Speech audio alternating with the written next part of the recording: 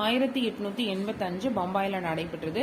இதுல மொத்தமா 72 பேர் கலந்துக்கிறாங்க. அதுல 22 பேர் பார்த்தோம் அப்படின்னா சென்னையை சேர்ந்தவங்க. அடுத்த 2வது மாநாடுங்கிறது 1886 கல்கத்தால நடக்குது. இதோட தலைமை யாருன்னு பார்த்தோம் அப்படின்னா தாதாபாய் நவரோஜி வந்து இதுக்கு தலைமை தாங்குறாங்க. அடுத்து 3வது மாநாடு வந்து நம்மளோட சென்னையில நடக்குது. இதுக்கு தலைமை யாருன்னா பக்ருதீன் தியாப்ஜி. இது 1887 சென்னையில 1000 விளக்கு அப்படிங்கிற பகுதியில் இருக்கிற மஸ்கின் தோட்டத்துல நடந்துக்குது.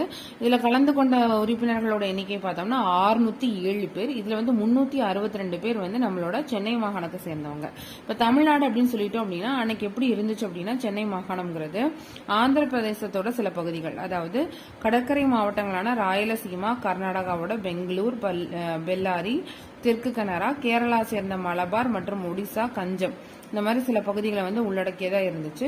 சுதேசி இயக்கம், இந்த சுதேசி இயக்கம் பார்த்தோம் அப்படின்னா வங்க பிரிவினை 1905 வங்க பிரிவினை நடைபெறுது.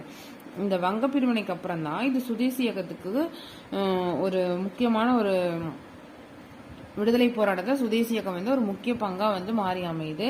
இந்தியாவில் பல பகுதிகளில் குறிப்பா பார்த்தோம் அப்படின்னா வங்காளம், பஞ்சாப், மகாராஷ்டிரா அந்த பகுதிகளில் பார்த்தோம் அப்படின்னா ரொம்ப புகழ்பெற்ற தலைவர்கள்லாம் வந்து தோன்றாங்க.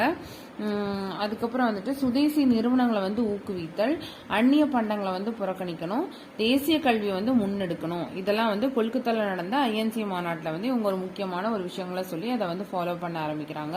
சுதேசி நிறுவனங்களை வந்து ஊக்குவிக்கணும், அந்நிய பண்டங்களை புறக்கணித்தல், தேசிய கல்வியை முன்னெடுத்தல்.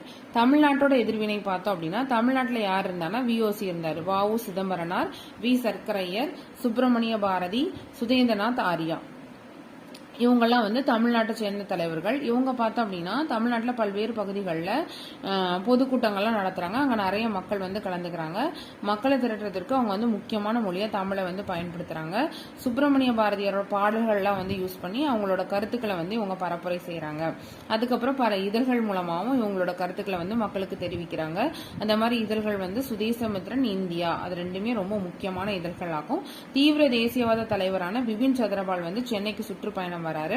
அப்ப வந்து அவர் வந்து ஒரு சொற்பொழிவாற்றுறாரு. அந்த சொற்பொழிவு வந்து ரொம்ப இளைஞர்களை வந்து கவருது.